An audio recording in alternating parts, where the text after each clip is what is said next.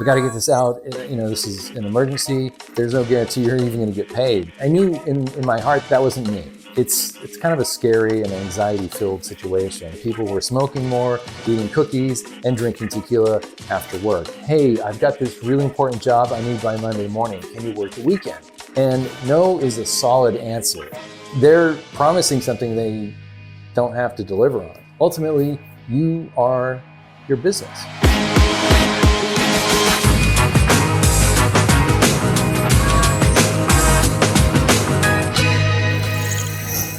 Hey gang, Shane Patrick White here with another edition of Beyond the Process. Today I want to talk to you about the power of no. No is something that I've learned to use more as I've gotten older and further along in my career. When we're first starting out as freelancers, it's kind of a scary and anxiety-filled situation. You're liable to say yes to things you would regret. You start lowering your prices, lowering your standards in terms of quality, and lowering your values.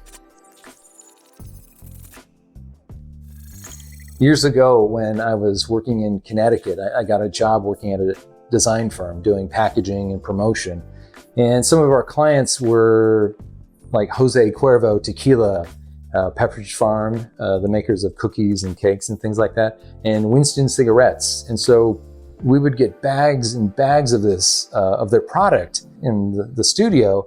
And during lunch breaks and just breaks in general, people were smoking more, eating cookies, and drinking tequila after work. So it was just like a situation that I just did not want to be in. I was very health conscious, and I only stayed there 7 months. So I knew in my heart that wasn't me. I had to find something that was closer in spirit to who I was and what my values were.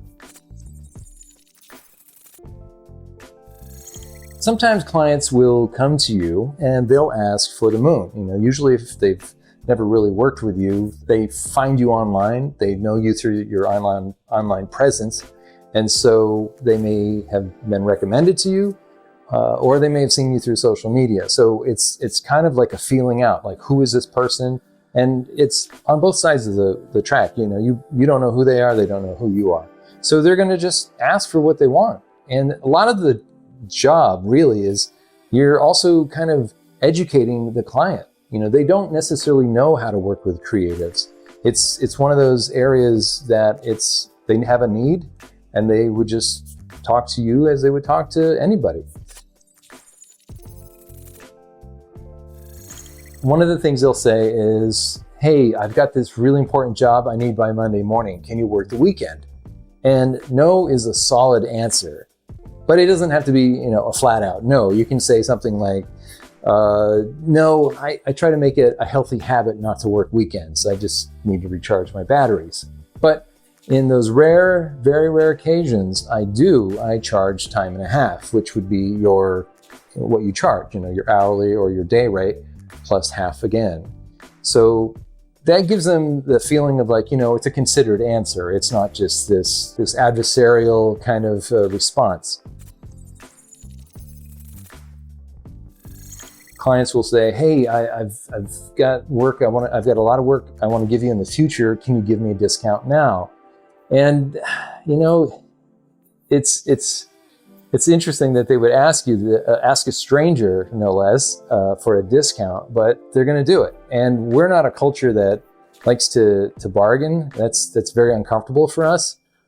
But you do have to have a reason for saying no, and you should say no. I mean, they're promising something they don't have to deliver on. And so you can say something like, no, I only give discounts to clients that I've worked with for a while, or I don't give new clients discounts. It's as simple as that.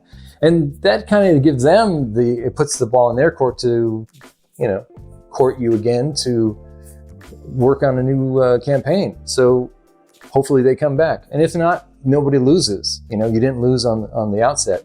And if they ask for a discount up front, they're going to want one all the way down the line. So again, just keep that in mind.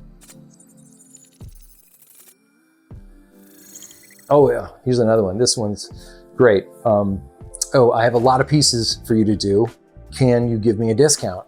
So say you're doing a card game and they have like 200 cards and you're gonna get paid $100 a card. But if you say, fine, I can do it for 100 because it's commensurate with what's, what the industry standard is, then that's it. You don't do piecework.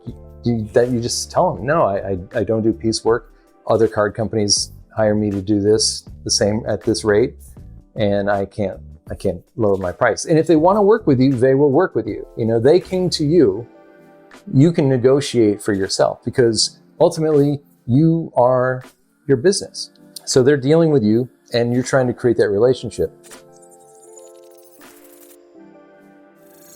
Out of all this, you want to get to a point where you can trust each other, where they get the work that they ask for in the way that they want it, at the quality they want it, and then you get paid on time. And making sure that you get those things working in conjunction is really important. Sometimes clients will say, they'll come to you in a rush and they'll say, hey, I've got to get this out. This is an emergency. Of course, you're going to charge an emergency rate or a quick turnaround rate.